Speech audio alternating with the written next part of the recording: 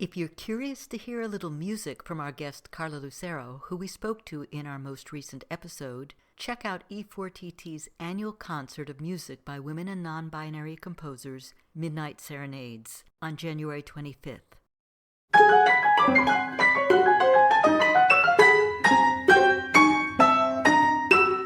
Welcome to For Good Measure, an interview series celebrating diverse composers and other creative artists, sponsored by a grant from the California Arts Council. I'm Nanette McGuinness, Artistic Executive Director of Ensemble for these times. In this week's episode, we continue our Da Capo Conversations, a mini-series where we'll be giving familiar segments a topical twist. Today, we revisit Nicolás Lell Benavides and Marcus Norris's perspectives on performing and composing in different genres. Here's what Nicolás Lell Benavides had to say. I think there is an artistic answer, and then there's probably a realistic answer. The artistic answer would probably be something along the lines of, I just feel so creative and I want to do so much. And that's true, I guess. But realistically, like most composers, I generally do things when people ask me to do them. So I think a lot of that branching out, which is half a joke, but actually half seriously, has to do a lot with the collaborative process between composers and performers. I think when I'm asked to do something like an opera, which is actually something that I've always wanted to do anyway, I've always been trying to build towards it. I write for those performers and what they want. When I'm asked to write or play jazz with ex-jazz performers, I kind of bring the previous knowledge that I had from writing opera back to jazz. And then when I'm inadvertently asked to write electronic music, as any modern artist is generally asked to write at some point or another, I'm kind of bringing all the baggage of writing acoustic music. I think this comes from, I didn't study classical music growing up. I studied rancheras and folk music, and I studied jazz in the high school jazz bands. And I never really played in orchestras. I could read music and I could solo, but for me, it just happened to be what I was doing at the time. When I got to school, I realized I could just as easily practice funk music as I can practice opera, And so for me, it's just, I feel like I'm the same person. It's just different tools that I'm reaching for when I go for different mediums. Vocal music, you naturally get the story, you get the message. And then I think at the peak of that, I enjoy writing music for the stage, because then you get everything. You get costumes, you get cymbals, you get acting.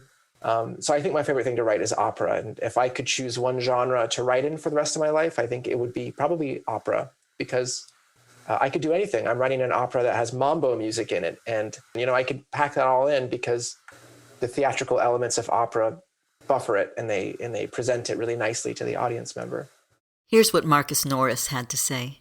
I like all of these genres in different ways. They do different things for me.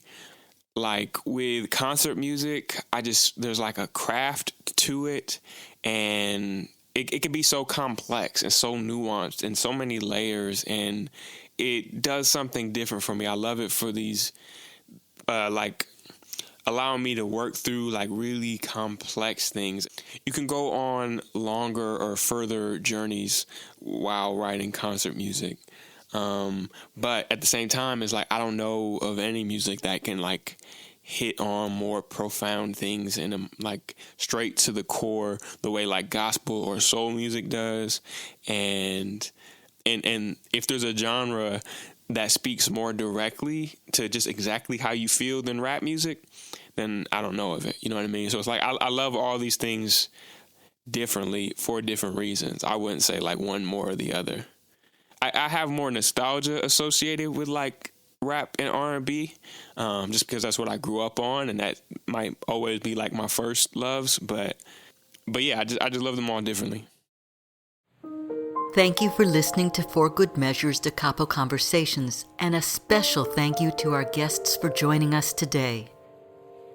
If you enjoyed this episode, please subscribe to our podcast by clicking on the subscribe button, and support us by sharing it with your friends, posting about it on social media, and leaving us a rating and a review. To learn more about E4TT, our concert season online and in the Bay Area, or to make a tax-deductible donation, please visit us at www.e4tt.org. This podcast is made possible in part by a grant from the California Arts Council and generous donors like you. For Good Measures produced by Nanette McGuinness and Ensemble for these times and designed by Brennan Stokes, with special thanks to co-producer and audio engineer Stephanie M. Neumann. Remember to keep supporting equity in the arts and tune in next week for Good Measure.